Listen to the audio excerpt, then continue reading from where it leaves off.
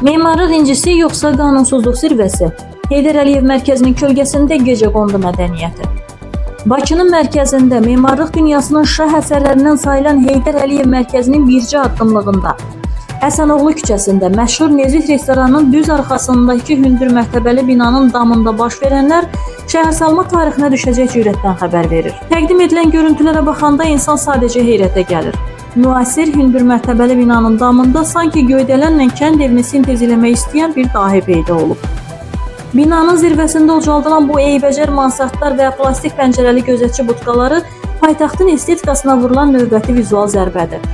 Amma ən maraqlısı bu tikintinin eybəcərliyi yox, aidiyyatı qurumların bu mənzərə qarşısındakı möhtəşəm mavi sükutudur. Gəlin sual edək. Şəhərin göbəyində bu qədər dövlət qurumunun gözü qarşısında binanın başında bu boyda papaq necə qoyulub? Paytaxtın baş planından və estetik görünüşündən məsul olan Dövlət Şəhərsalma və Arxitektura Komitəsi görəsən Heydər Əliyev mərkəzi kimi strateji bir obyektin yanındakı bu memarlıq xəyanətin nə vaxt fərq edəcək? Yoxsa binaların damında icazəsiz artırmalar eləmək yeni şəhərsalma trendidir, biz xəbərsizlik. Binanın yükdaşıyıcı konstruksiyalarına, seismik davamlılığına birbaşa təhdid yaradan bu əlavə tonlarla çəki hansı normativə uyğundur və Fövqəladə Hallar Nazirliyinin tikintidə təhlükəsizliyə nəzarət Dövlət Agentliyinin müfəttişləri bu binanın yanından keçəndə başlarını yuxarı qaldırmağı unudurlarmı? Rayon ərazisində icazəsiz bir daşın üstünə qoyulanda dərhal peyda olan Nərimanov rayon icra hakimiyyətinin yerli məmurları görəsən binanın damında aparılan bu qlobal tikinti layihəsini niyə görməzdən gəlirlər? Yoxsa binanın damı Nərimanov rayonunun inzibati ərazisinə daxil deyil? Bəs Bakı şəhər icra hakimiyyəti hara baxır? Paytaxtın ümumi nizami və binaların xarici fasadlarının toxunulmazlığı necə oldu? Damda kənd tipli mansard tikmək Bakının hansı estetik konsepsiyasına uyğun gəlir?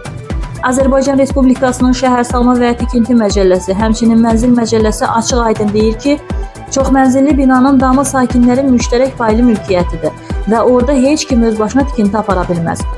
Amma görünür bəzi imtiyazlı şəxslər üçün qanunlar yalnız kağız üzərindədir. Binanın damını zəbt edib özünə xüsusi mülk ucaldan bu şəxs həm sakinlərin hüquqlarını tapdalayır, həm də dövlət qurumlarına meydan oxuyur.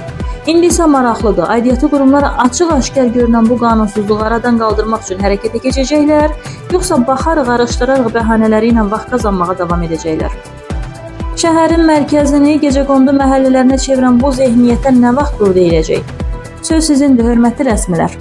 Biz hər kəsin söz haqqını tanıyırıq, mövzuya yenidən qayıdacağıq.